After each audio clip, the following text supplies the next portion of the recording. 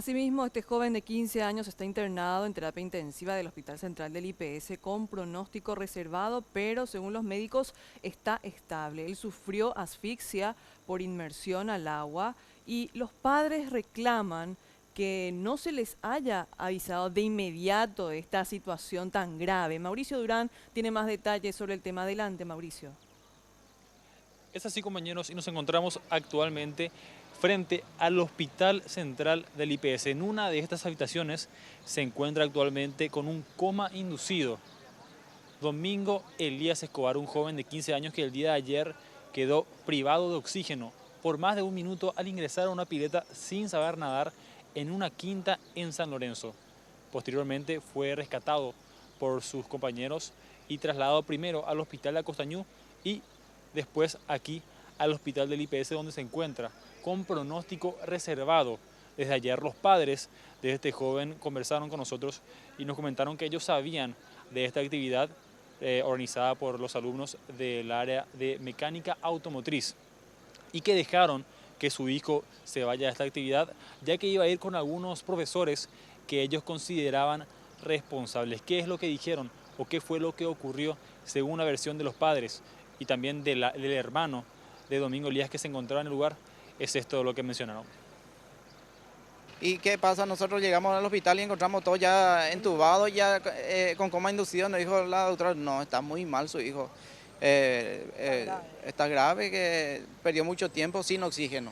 Y eso le puede dañar el cerebro y algunos órganos. Y ahora está en terapia intensiva con coma inducido para tratar de evaluarle, ¿verdad? 72 horas es lo que tenemos que esperar para ver si no hay una secuela grave de lo que pasó. Ahora, ¿cuál es la versión del colegio y de los directivos del colegio específicamente? Ellos afirman que en ningún momento ellos tenían conocimiento sobre esta actividad y que era completamente extracurricular.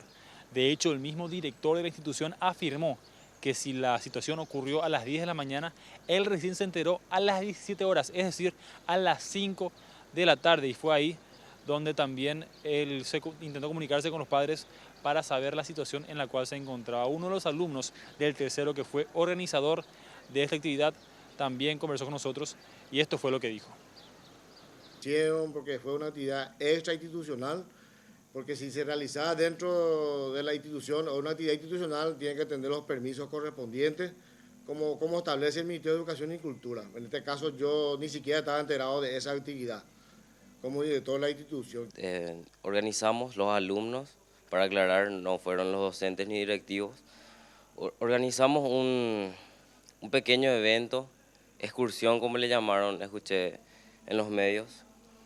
Era una quinta.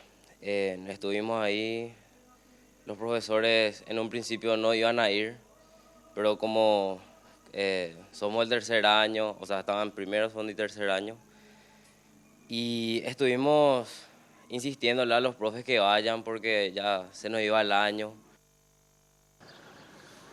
Pero más allá de echar la culpa a una u otra parte en esta situación, aquí lo importante es saber en qué situación se encuentra actualmente Domingo Elías Escobar y qué secuelas puede presentar a futuro. Al menos hasta el momento, según dijeron los doctores, no se puede determinar si es que existirían o no estas, pero de igual manera esto podría ocurrir.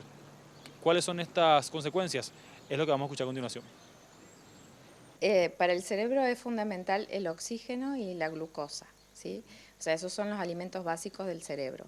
Si ocurre una asfixia, sea por inmersión en agua o ahogamiento, el cerebro queda sin oxígeno. Entonces se puede llevar a la muerte encefálica. ¿Sí? El cerebro puede sobrevivir alrededor de 3 minutos.